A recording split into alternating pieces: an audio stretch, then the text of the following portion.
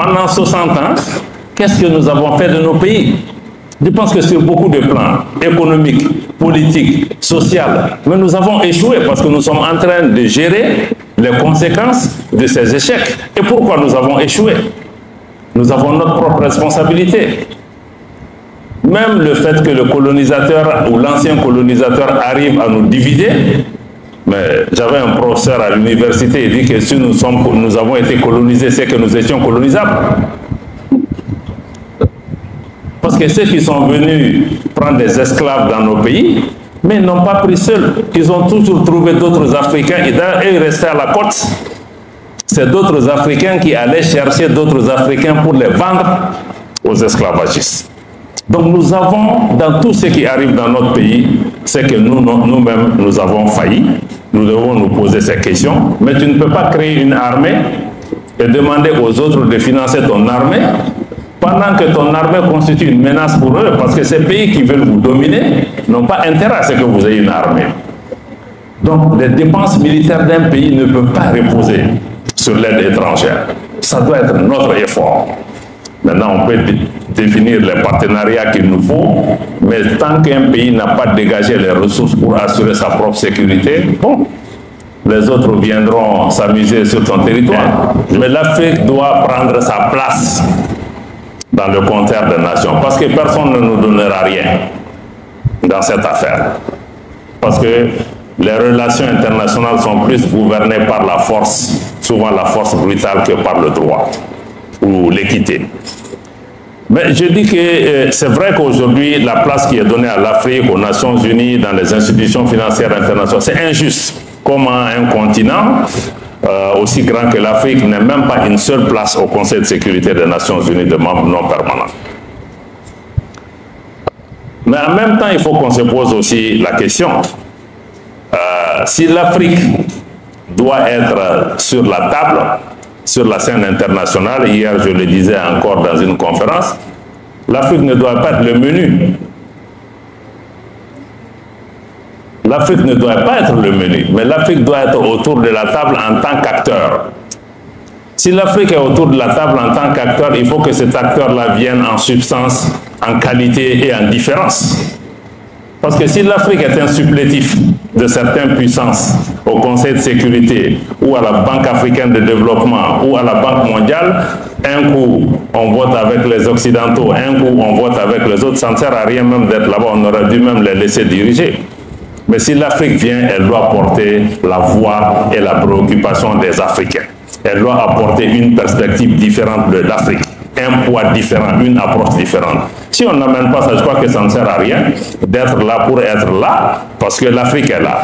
Donc les puissances, dans une parfaite hypocrisie, se proclament berceau des droits de l'homme, mais c'est eux qui aujourd'hui sont à la source du financement du terrorisme. Et j'ai rappelé le cas que le Mali a porté devant le Conseil de sécurité des Nations Unies. Jusqu'à demain, personne n'a levé la main pour dire que je suis d'accord, venons, débattons du problème que le Mali a posé par rapport à ça. Celui qui a créé le virus ne peut pas venir pour dire que lui, il est le médicament pour le traiter. Ceux qui ont été à la cause de l'instabilité dans notre région, ceux qui ont été à la source du financement du terrorisme ne peuvent pas financer les groupes terroristes et venir de notre côté dire qu'on va vous aider à les combattre. Donc il faut qu'on sorte de ça, qu'on comprenne qui est l'ennemi. Quand on parle de terrorisme, on parle de qui? Quelles sont leurs motivations? Qui est derrière eux? Qui les finance? Donc pour que toi tu viennes m'aider, il faut que je comprenne. Ceux qui ont bombardé la Libye, qui ont été à la base de l'expansion du terrorisme, mais ne peuvent pas être le médicament. Mais les gens nous ont mis dans la tête que nous sommes pauvres. Et nous-mêmes, on répète à longueur de journée, quand le Mali, le Burkina, le Niger se sont mis ensemble, tout le monde s'est levé, 3 pays enclavés, pauvres se mettent ensemble. Et je vois tous les journaux africains qui répètent la même chose. 3 pays enclavés, pauvres qui se mettent ensemble. Ça donne quel résultat? Et nous-mêmes, comme des perroquets, on se met à répéter ça. Mais les 3 pays pauvres enclavés, l'acte qu'ils ont posé, je crois que ça a créé un séisme géopolitique dans la région. Maintenant, la dynamique est de quel côté? Mais du côté de ce qu'on appelle les 3 pays pauvres enclavés. Il ne faut surtout pas sous-traiter sa sécurité à une puissance étrangère ou à une organisation internationale pensant qu'ils vont vous apporter la solution. Chaque organisation qui vient vous aider, chaque armée étrangère qui vient vous aider, il y a un coût, il y a un prix, il y a surtout leurs intérêts qu'ils vont défendre. Et même que vous devenez un fonds de commerce pour eux, le fonds de commerce deviendra que votre insécurité est leur prospérité. Donc ils n'auront jamais intérêt à ce que vous en sortiez.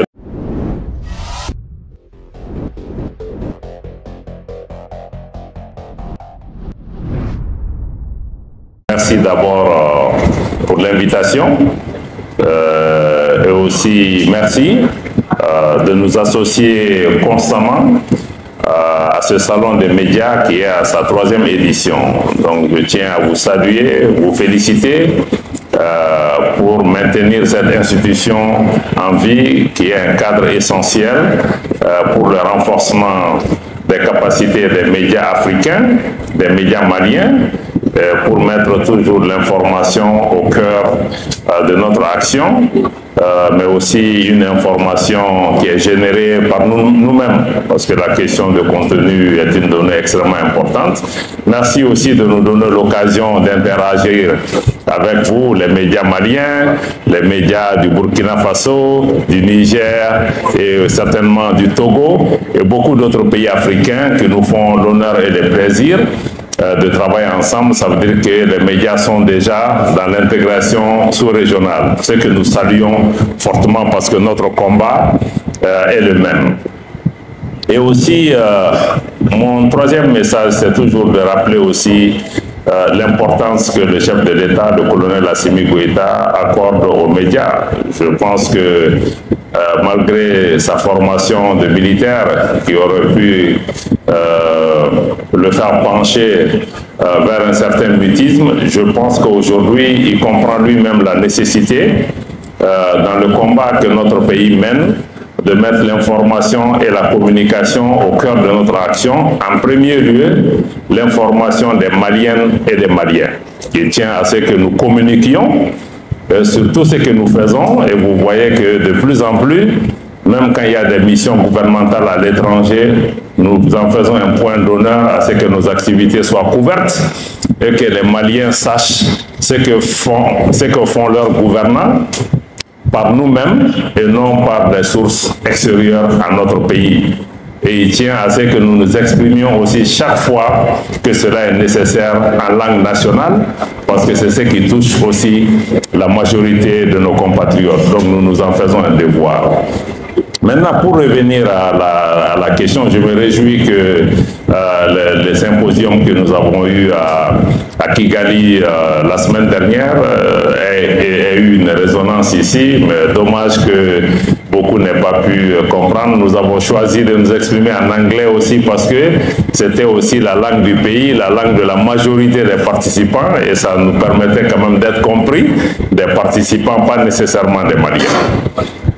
Nous avons été parce que à Kigali nous y étions, parce qu'il s'agit d'un symposium qui est organisé chaque année par le ministère de la Défense du Rwanda à l'intention des auditeurs militaires, officiers supérieurs, chaque année pour les exposer à des sujets contemporains et interagir avec des personnalités et des professionnels de haut vol sur les questions de sécurité.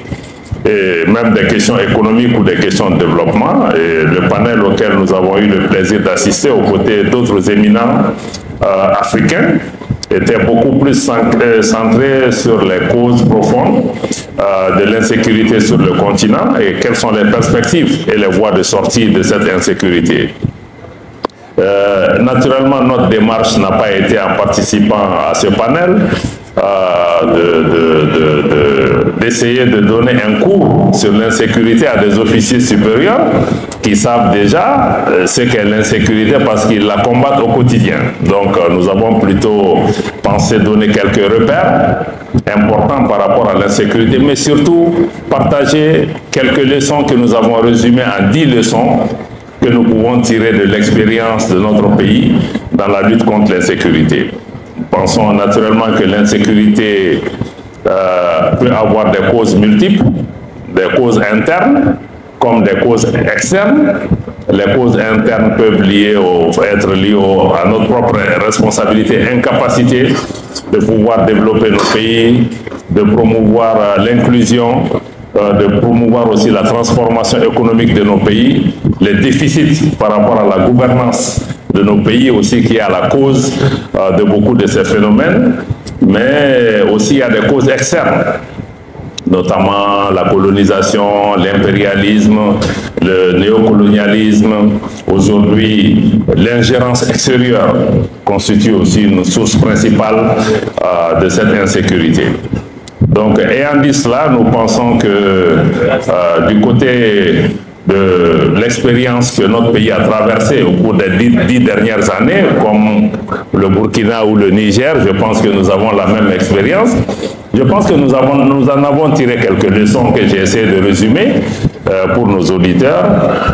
Nous pensons que la première leçon que nous tirons de cette décennie d'insécurité, de lutte contre le terrorisme et d'instabilité, c'est que personne ne viendra nous sauver à notre place. Personne. Et j'ai pris l'exemple du Rwanda. Le Rwanda est un pays qui a connu un génocide. En quelques semaines, 1 million de personnes ont été tuées devant les forces internationales, l'ONU. Tout le monde était là. On a regardé finalement. La solution n'est venue que des Rwandais eux-mêmes. Et partant du même exemple, j'ai aussi indiqué que dans le cas du Mali, malgré une présence internationale sur 10 ans avec presque toutes les armées du monde, avec des financements en milliards de dollars, pendant ces 10 ans, les moyens n'ont pas été créés pour sortir le Mali. Il fallait sortir de ce paradigme. Il fallait établir une vision de la gouvernance sécuritaire de notre pays, changer de paradigme sécuritaire, parce que nous avons essentiellement compté sur l'extérieur pour assurer notre sécurité. Le résultat, nous le connaissons. Nous avons dû revenir à nous-mêmes, mettre la sécurité des Maliens entre les mains des Maliennes et des Maliens, investir dans cette sécurité, former notre armée, nous sacrifier pour notre pays. Et aujourd'hui, on n'est pas sorti de l'auberge, mais les résultats commencent à sortir, c'est que nous commençons à reprendre le contrôle de notre pays. Donc c'est dire que la première leçon, c'est qu'il ne faut pas compter sur quelqu'un pour venir t'aider en matière d'insécurité. Il ne faut surtout pas sous-traiter sa sécurité à une puissance étrangère ou à une organisation internationale pensant qu'ils vont vous apporter la solution. Chaque organisation qui vient vous aider, chaque armée étrangère qui vient vous aider, il y a un coût, il y a un prix, il y a surtout leurs intérêts qu'ils vont défendre. Et même que vous devenez un fonds de commerce pour eux, le fonds de commerce deviendra que votre insécurité est leur prospérité. Donc ils n'auront jamais intérêt à ce que vous en sortiez. Donc ça, c'est la première leçon que j'ai partagée avec nos amis, en indiquant que la sécurité d'un pays, quel que soit le coût, ne doit pas être sous-traité à une puissance extérieure ou à une armée étrangère. La deuxième leçon que j'ai partagée avec nos amis et qui touche aussi à la thématique de votre rencontre d'aujourd'hui, c'est qu'il nous faut changer de narratif. Parce que pourquoi la question du narratif est importante? Parce que tout ce que nous faisons est défini par notre vision des problèmes, notre compréhension des problèmes. Le narratif que nous avons aujourd'hui est un narratif qui nous est imposé par d'autres personnes. C'est un narratif qui est véhiculé par des médias étrangers. Des millions sont investis pour nous faire comprendre même qui nous sommes. Pour que le Mali comprenne le Burkina, il faut qu'on lise RFI France 24. Donc ça veut dire que nous-mêmes, un voisin qui est là, on ne peut pas le comprendre sans passer par d'autres. Le changement de narratif veut dire qu'il faut que nous-mêmes, nous nous réapproprions notre histoire. Et que nous-mêmes, nous contions notre histoire, que nous ne comptons pas. Parce qu'aujourd'hui, c'est d'autres personnes qui sont en train de compter l'histoire de l'Afrique. Et quand j'ai expliqué, on a eu une conférence récemment à des amis, que le Mali lui-même ne fut pas un pays enclavé. Au début, le Mali était une puissance maritime, pas la République du Mali, mais l'Empire du Mali. Et que nous sommes devenus un pays enclavé plus tard. Et que c'est un des empereurs du Mali, le roi Aboubakari II, qui a découvert l'Amérique. Il y a des recherches scientifiques qui existent, mais aucun de nous n'a appris ça à l'école. Aucun de nous n'a. Donc c'est nécessaire pour nous-mêmes de définir notre propre narratif, parce que quand tu es sur le narratif d'autrui, mais aujourd'hui on peut même faire de nous des armes pour détruire nos pays, parce que nous n'avons pas notre propre narratif, notre propre compréhension. J'ai pris l'exemple même du terrorisme qu'on nous impose aujourd'hui. Par exemple, certains, ils parlent même de djihadisme. Mais le djihadisme, moi, je n'utilise jamais ce mot. Parce que terrorisme, c'est terrorisme. Même le terrorisme lui-même, il est fabriqué, on le sait. C'est des gens qui ont créé, il y a 20 ans, le Mali, on n'avait pas ça ici. Donc le djihadisme est un concept, quand on rentre dedans, vous, les hommes des médias, vous devez faire extrêmement attention. Parce que nous, musulmans, nous savons que le djihad veut dire guerre au nom de Dieu. Et nous savons que les barbares, les gens qui tuent nos enfants tous les jours, mais n'ont rien à voir à dire, ils ne peuvent même pas le faire au nom du même Dieu que nous connaissons. Mais ceux qui les appellent djihadistes veulent déjà peut-être accréditer ou légitimer leur combat. Donc je pense que la question de narratif est extrêmement importante. Tout ce que nous disons, il faut que nous-mêmes nous comprenions quelle est notre propre perspective de ça. Comment nous pouvons imposer notre propre narratif en tant qu'Africains. Je pense que c'est important. Le narratif aussi, c'est de comprendre, ne pas tomber dans le misérabilisme. Pas être arrogant, mais les gens nous ont mis dans la tête que nous sommes pauvres. Et nous-mêmes, on répète à longueur de journée, quand le Mali, le Burkina, le Niger se sont mis ensemble, tout le monde s'est levé, 3 pays enclavés, pauvres se mettent ensemble. Et je vois tous les journaux africains qui répètent la même chose. 3 pays enclavés, pauvres qui se mettent ensemble. Ça donne quel résultat? Et nous-mêmes, comme des perroquets, on se met à répéter ça. Mais les 3 pays pauvres enclavés, l'acte qu'ils ont posé, je crois que ça a créé un séisme géopolitique dans la région. Maintenant, la dynamique est de quel côté? Mais du côté de ce qu'on appelle les 3 pays pauvres enclavés. Mais donc la force que ces pays ont, mais ça c'est sûr. Mais pourtant, nous-mêmes, on s'est dit que 3 pays pauvres enclavés, ça va. Mais même si on est enclavé, on dépend les uns des autres. La Suisse est un pays enclavé, mais c'est un des pays les plus riches de la planète. Donc faisons attention quand est de sortir du narratif des autres. Et je sais que nous sommes en mesure nous-mêmes de compter notre histoire, et notre histoire, elle est belle. Mais seulement, il faut qu'on sorte du complexe pour le faire. Et ça, c'était le deuxième message. Le troisième message que j'ai partagé avec nos amis, c'était de dire que nos analyses doivent désormais intégrer les liens entre les puissances étrangères, puissances qui se disent démocratiques, puissances qui se disent berceau des droits de l'homme. Ces puissances elles-mêmes sont à la source du financement, la création et de l'expansion du terrorisme. Ça, c'est un élément qu'on doit intégrer.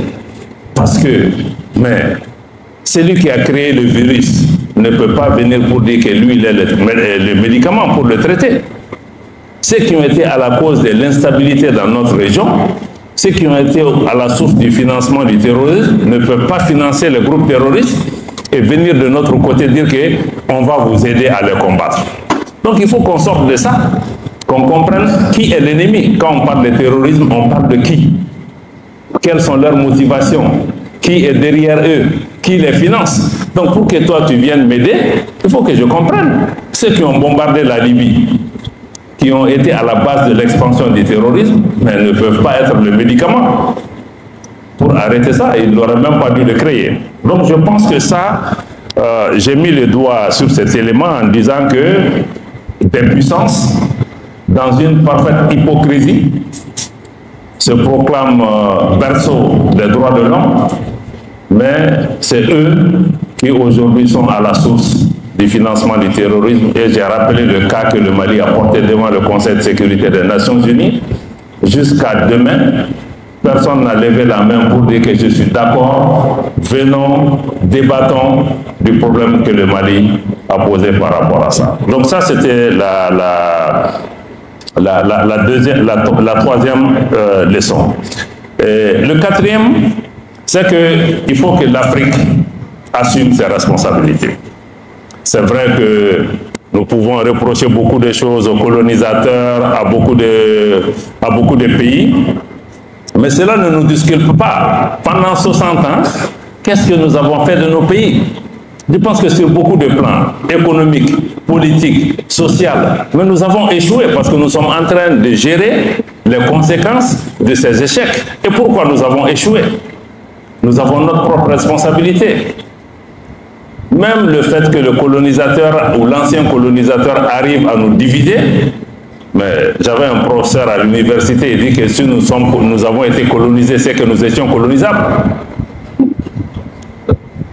Parce que ceux qui sont venus prendre des esclaves dans nos pays, mais ils n'ont pas pris seuls. Ils ont toujours trouvé d'autres Africains et ils restaient à la côte.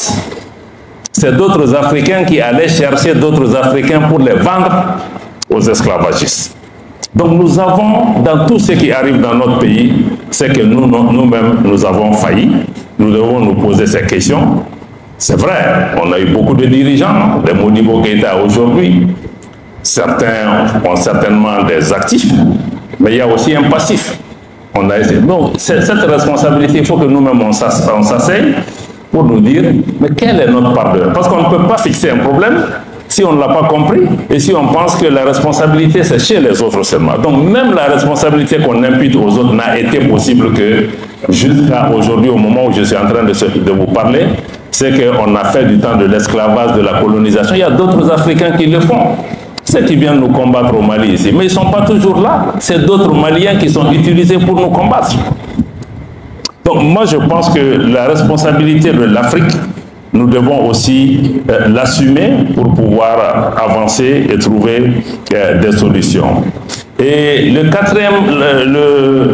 la cinquième leçon, c'est qu'il nous faut désormais privilégier des solutions africaines aux problèmes africains. Parce que chaque fois que nous sommes allés chercher les autres pour qu'ils amènent leurs solutions, nous avons échoué. Pourtant, nous avons l'intelligence, nous avons la sagesse de trouver des solutions qui sont adaptées à notre contexte tout en apprenant des autres. Je pense que ces leçons africaines sont essentielles pour nous permettre d'avancer parce que nous pouvons nous-mêmes identifier des solutions qui sont adaptées à notre situation.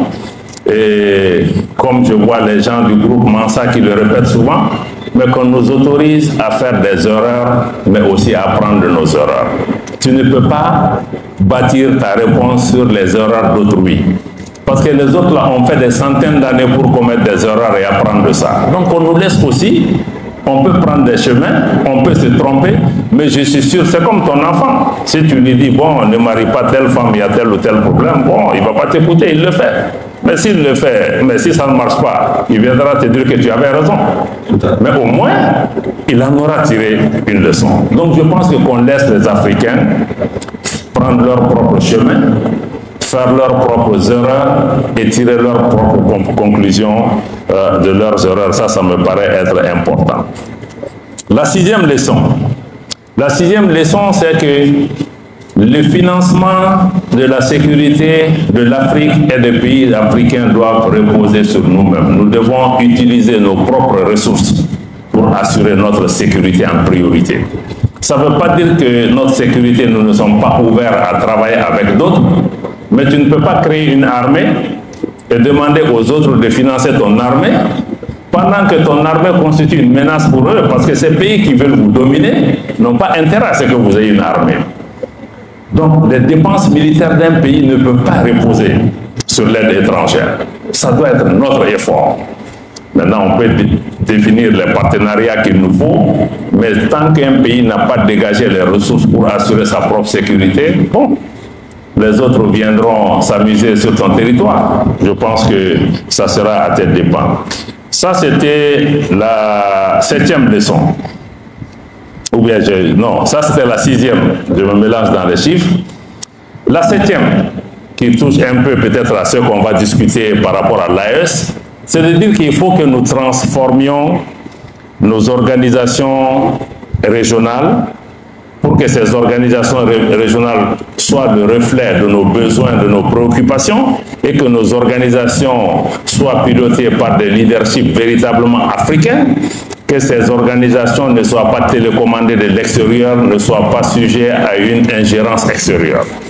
C'est le problème qu'on a eu avec la CEDEAO, avec l'UEMOA en particulier. Nos pays ont été sanctionnés parce que la télécommande était à Paris ou ailleurs.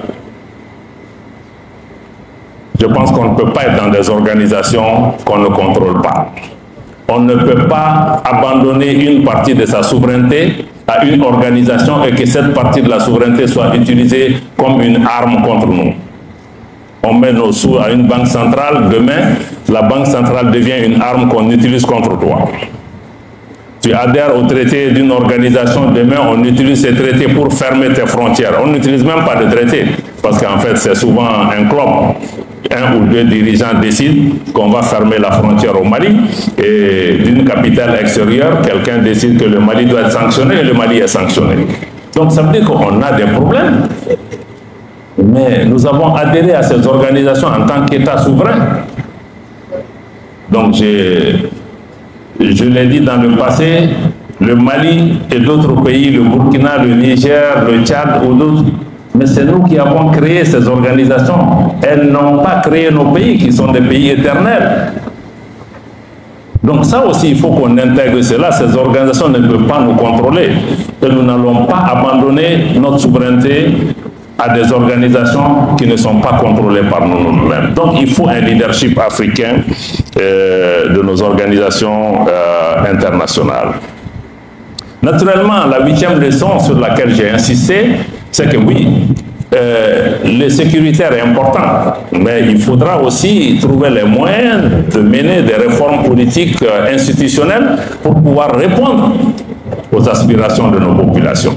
Parce que beaucoup de questions que nous connaissons, que ce soit des rébellions, les problèmes avec les jeunes, etc., c'est aussi parce que nous n'avons pas mené des réformes politiques et institutionnelles qui répondent aux aspirations de nos populations, qui permettent de les avoir aussi comme partie prenante et surtout d'instaurer une gouvernance qui soit en ligne avec les préoccupations de nos populations. Et ça je vais au-delà des élections. Les élections, c'est indispensable pour une démocratie, mais les élections ne sont pas la démocratie. Les élections seules ne constituent pas la démocratie. Donc il faut qu'on trouve les moyens de pouvoir créer des systèmes de gouvernance qui font participer la majorité de nos populations pour avoir une gouvernance dans laquelle nous nous reconnaissons. Moi je crois que c'est ça le plus important. Est-ce qu'il y a des systèmes de gouvernance dans lesquels nous nous reconnaissons et qui nous valorisent? Par exemple, au lendemain des indépendances, on a estimé que toutes les légitimités traditionnelles, les chefferies traditionnelles, c'était inutile, qu'il fallait casser ça. On a cassé, on est parti de zéro. C'est pourquoi je dis nous devons apprendre de nos erreurs. Peut-être que nous aurons pu nous inspirer. Je ne veux pas dire que ce système traditionnel est le modèle, mais nous aurons pu. En Angleterre, mais la reine d'Angleterre vient d'un système traditionnel britannique qu'ils ont pu adapter au système démocratique. Mais pourquoi nos pays ont dû jeter le bébé avec l'eau du bain et singer totalement un modèle étranger sans même nous poser des questions? Pourtant aujourd'hui, que ce soit la Chine ou d'autres pays, ils ont leur modèle. Qu'on le critique, qu'on soit d'accord ou pas, donc ceci est là. Donc la 9e leçon sur laquelle j'ai insisté, parce que beaucoup de problèmes que nous avons, y compris des problèmes sécuritaires ou politiques, ont leur source dans l'économie. Je dis qu'il faut que les pays africains transforment leurs économies, parce que nous ne transformons pas, nous sommes dans un système économique néocolonial et impérialiste, où nous continuons à être des sources de matières premières pour approvisionner les marchés occidentaux ou extérieurs. Il faut que nous puissions transformer, que ce soit dans le cas du coton ou dans d'autres, il faut qu'on transforme pour qu'il y ait des valeurs ajoutées. Et cette transformation économique, comment nos pays peuvent faire en sorte que cette transformation économique bénéficie à la majorité de notre population? Dans la plupart de nos pays, 70 à 75% de la population est jeune. Dans la plupart de nos pays, au moins 60% de la population est constituée de femmes. Aucun pays, aucun continent, aucune civilisation ne s'en sort en étant la majorité sur le chemin. D'ailleurs, si nous ne nous occupons pas de nos jeunes gens, ils vont s'occuper de nous. Dans la plupart des pays où vous voyez les changements politiques, mais ce sont les jeunes là qui sont en première ligne. Dans les groupes terroristes, qui est-ce qu'on recrute? Ce sont les mêmes qui sont sur le chemin de la migration. Donc je pense que si nos pays ne comprennent pas qu'il faut que nous donnions des alternatives à ces jeunes gens, ça ne va pas marcher. Si moi je suis un jeune homme, je suis assis à Tombouctou, à Kidal, à Gao, si les seuls qui m'offrent une opportunité de me développer sont des groupes terroristes et des bandes criminelles, je pense que je prendrai cette main qui est venue m'aider. Donc je pense que nous devons transformer nos économies en mettant l'accent sur ça. Le dernier point que j'ai partagé avec les uns et les autres, c'était la notion de donner une place à l'Afrique sur la scène internationale. Ce n'est même pas de donner, hein, mais l'Afrique doit prendre sa place dans le compteur des nations, parce que personne ne nous donnera rien dans cette affaire. Parce que les relations internationales sont plus gouvernées par la force, souvent la force brutale, que par le droit ou l'équité. Mais je dis que c'est vrai qu'aujourd'hui, la place qui est donnée à l'Afrique, aux Nations Unies, dans les institutions financières internationales, c'est injuste. Comment un continent aussi grand que l'Afrique n'ait même pas une seule place au Conseil de sécurité des Nations Unies de membres non permanents. Mais en même temps, il faut qu'on se pose aussi la question. Si l'Afrique doit être sur la table, sur la scène internationale, hier je le disais encore dans une conférence, l'Afrique ne doit pas être le menu. L'Afrique ne doit pas être le menu, mais l'Afrique doit être autour de la table en tant qu'acteur. Si l'Afrique est autour de la table en tant qu'acteur, il faut que cet acteur-là vienne en substance, en qualité et en différence. Parce que si l'Afrique est un supplétif de certaines puissances au Conseil de sécurité ou à la Banque africaine de développement ou à la Banque mondiale, un coup on vote avec les Occidentaux, un coup on vote avec les autres, ça ne sert à rien même d'être là-bas, on aurait dû même les laisser diriger. Mais si l'Afrique vient, elle doit porter la voix et la préoccupation des Africains. Elle doit apporter une perspective différente de l'Afrique, un poids différent, une approche différente. Si on n'amène pas ça, je crois que ça ne sert à rien d'être là pour être là, parce que l'Afrique est là. Donc l'Afrique ne doit pas être le menu, l'Afrique doit être un acteur, mais un acteur qui apporte aussi cette substance différente. Ce sont vraiment les 10 leçons que j'ai partagées lors de la rencontre de Kigali, en indiquant qu'il s'agit de repères fondés sur l'expérience propre de notre pays, qui était fondée sur les 3 principes que nous connaissons tous, qui doivent nous aider aussi à définir chacune de ces leçons. Je m'excuse d'avoir été long, mais parce que c'était une conférence de 3 heures de temps.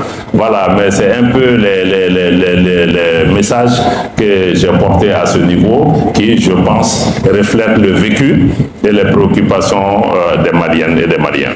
Opportunité de formation en élevage du poulet local en Afrique. Est-ce que vous avez un projet d'installation d'une ferme de poulet local? Est-ce que l'élevage du poulet vous intéresse réellement?